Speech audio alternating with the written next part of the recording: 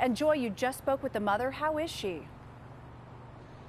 I mean, she's heartbroken, as expected in a situation like this, and dealing with all the emotions that come with the unexpected loss of a child. Certainly a very alarming situation now, as we have learned that possibly 6 people have been injured in this fire as they are trying to get all this cleaned up and investigate at the same time. But you can see behind me here what is left of a tractor trailer that fell off the freeway early this morning, landing upside down. You can see the cantaloupes that it was carrying just scattered all over the hillside, and of course the smoldering that remains after the fire. Just such a tough scene to watch. And you got to remember, as you look behind me at this hospital that continues to burn, that this is just one of 150 structures that have been destroyed since this fire started not even 12 hours ago. Remember, it's not so much the amount of rain you get over a few days, but how fast that rain comes down that can affect debris flow. But take a look here. You can see the water is still pretty clear right now, and that is good news as it's coming down here in this area, and that's exactly what we want to see. And for those of you who think, oh, I don't interact with people who are homeless, this doesn't affect me, think again. Hepatitis A is a very hardy little virus. It doesn't even need a host to survive. What that means is it can live on cold, hard surfaces outside the body for weeks, even upwards of 2 months. We are not only talking about the breakfast, but obviously the turkey dinner that happens this afternoon here at the Los Angeles Mission. I don't know if you can see all this turkey, but they're going to be serving up about 2,000 pounds. That is a whole lot of gobble gobble. And I'm joined now by Dave Thomas, who's been with the mission for 19 years in charge of this service. Obviously, Mexico just scored, and this crowd is going crazy. I don't know when they're going to quiet down, but I got Javier over here with me right now. Javier, what do you think? I'm out of breath. I just did a lap. My inner Midwestern girl is coming out. If I could throw this to you, I mean, it's almost turning into ice, so let me be honest. I was going to say, that does not look like a soft snowball. Wow. Whoa! Oh, look at that. That's more than just a snowball. That's a snow slab. Ducking! Is anyone trapped in here? It was a call for help inside an overturned bus. Some passengers trapped. Help me get up. And diesel fuel was leaking. No, there's gas in the car, sir. Come on, everyone, start moving out. Outside the bus, the scene felt surreal to many who stopped as passengers who could walk came out bleeding and disoriented, not sure what happened. I don't know really what happened because we were asleep. Like the train rolled over, right?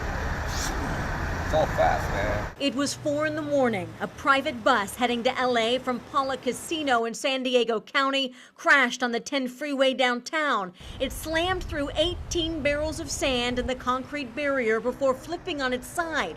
33 people, including the driver, were on board. I see a bus just tilted and just dragged across the whole highway. Good Samaritans driving by stopped to help, trying to rescue trapped passengers. I saw a lot of people that are injured, broken bones. They're really bad. But the voice you hear on this video I'll help him out. I'll help him out so you can move on. Grab my arm, sir. is the person shooting it. Scott Lane is a news stringer, a freelance photographer who was nearby. This is him running up to the scene, but when he realizes the situation, he puts his camera down and runs onto the bus. I've been doing this long enough where I just feel helpless. If you can do something, do something. And so he did. And once help arrived, he picked up his camera again. Everybody was helping everybody. It was great. 25 passengers were transported to the hospital, but all are expected to survive. The 10 freeway was shut down in the westbound direction for most of the morning, but eventually crews righted the bus and towed it away. Another issue with the cleanup, not just the bus, but about 100 gallons of diesel fuel ended up spilling out here on the freeway, and it took them several hours to clean it up. And although it is unclear what caused the bus driver to lose control, for those on board, they are simply thankful to finally make it home. I should be okay, and thank God that I'm alive. Joy, Benedict, CBS 2 News. Oh, Danny boy. We come to celebrate an extraordinary man. It was a morning marked by pride and patriotism. A flag-draped casket surrounded by tears that echoed across party lines. Some lives are so vivid, it's difficult to imagine them ended. But saying goodbye to Senator John McCain meant acknowledging that he was so much more than a political symbol. My father was a great man. He was a great warrior. He was a great American. And it wasn't just Washington watching.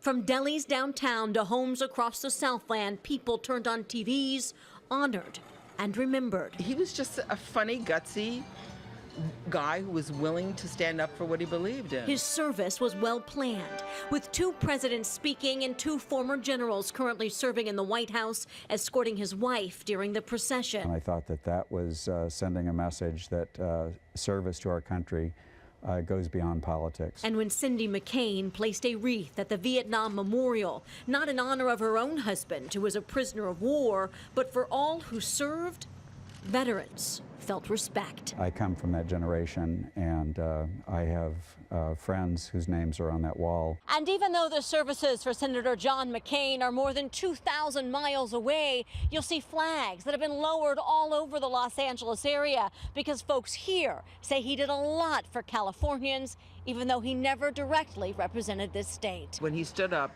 and said no to the health bill, that's what endeared him for the rest of my life. Here's a man dying of cancer, but he still managed to make it to Washington to cast his vote. An Arizona politician for 35 years, but Californians are remembering a maverick in Washington who was anything but political. There were no sides of the aisle this morning, and he reminded us of how it could be. A final statement?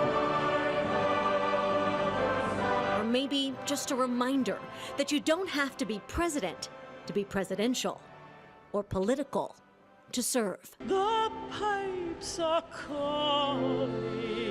You just have to put country first. May God bless John McCain. May God bless this country he served so well.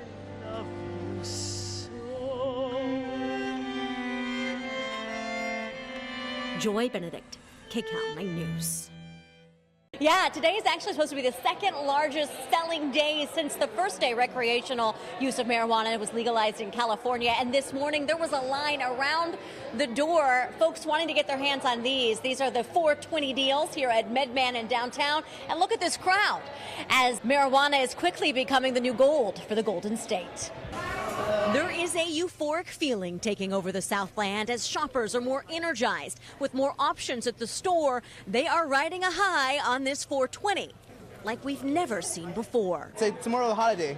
It's a holiday. As you can see, a lot of people celebrated. Shoppers swarmed for 420 deals because for the first time ever on the unofficial holiday for marijuana, sales of all kinds of cannabis for all reasons are legal in California. Brings in tax revenue, so good for California. To put it bluntly, the sales at stores like MedMin are blooming. Some locations do 600, 700, 800 transactions a day. This MedMin store downtown is one of 700 licensed California cannabis retailers. CMO BJ Coretta says the company has 8 stores in the Golden State and business is so good they plan to open up 4 more in the next year, as analysts predict $3.7 billion in sales this year. Which is pretty insane when you consider retail. But it's not just shops seeing growth. More than 13 million pounds of marijuana was harvested in California in 2016, making the Golden State the largest producer in the world. The reality is things have changed, and businesses have to change to deal with that. Trends have changed too over the decades. Dark alley deals have been replaced with iPads and informed choices on THC levels and styles, and even consumption that involves no smoking at all. The vape pen in the edible world is getting drastically larger, and the reason for that is the new consumer coming in. As sellers and enthusiasts look for new ways to weed out the kush of the past, hoping this cannabis high continues to grow. It's only going to be bigger and better here. And it's not just how folks are buying cannabis that's changing, it's also the impression of cannabis. A new CBS poll out says that 6 of 10 Americans say they are now okay with legalized marijuana. Guys, we are going to start boarding with group number 1. It was all aboard the Snowball Express as dozens of children scurried onto this American Airlines plane. But every passenger here left something behind. He really knows what I like, and he loves me. For 8-year-old Desmond Penix, he is missing his father. I really wish I could see him like for more time. Desmond and his mother Jade are what's known as a Gold Star family because they lost someone during active service in the military. It's very hard when you don't have one of your family members. It is a club no one here wants to belong to. But even the little ones know what it means. All of our family members in the U.S. Army died. He doesn't get to go through that every day at school because, you know, other kids don't lose their parents the same way. Which is why the Snowball Express first made its flight plan back in 2006, a way for children of those killed in active service after 9/11 to get together and have a little fun during a very difficult time of year. Just the love that we get from everyone is pretty amazing. This year, the group is heading to Orlando, but this trip is about more than just Santa and Mickey. I get to express my feelings with like other kids that have lost their parents, and like I've gone through it and I can help them like go through it. Everybody have fun.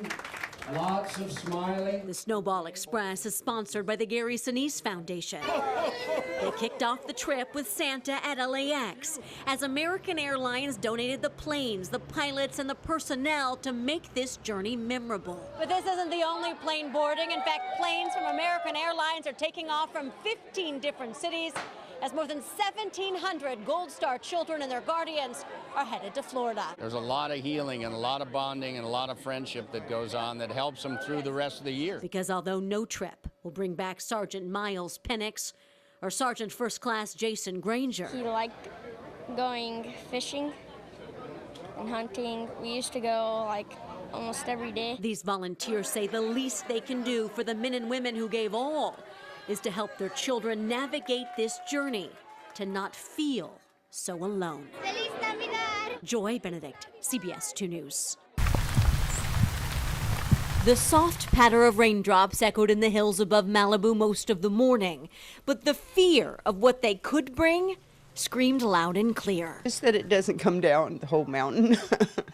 That's what I hope for. Bonnie Decker knows Decker Canyon better than most. Her family is one of the original homesteaders in Malibu. She has survived many fires and mudslides, so she knows why the canyon road that bears her name was closed before the rain even fell. See that whole shale pit coming down?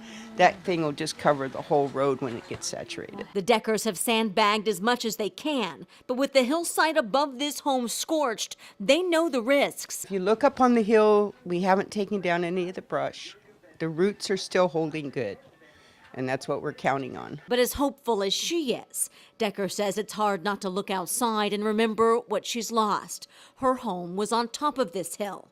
After the Woolsey fire came through, her belongings are now just ash. I kind of feel like one of those sticks on the ground that are shedding off the burnt and they're trying to come back. That's like me. I burned on the top, but my roots are still here.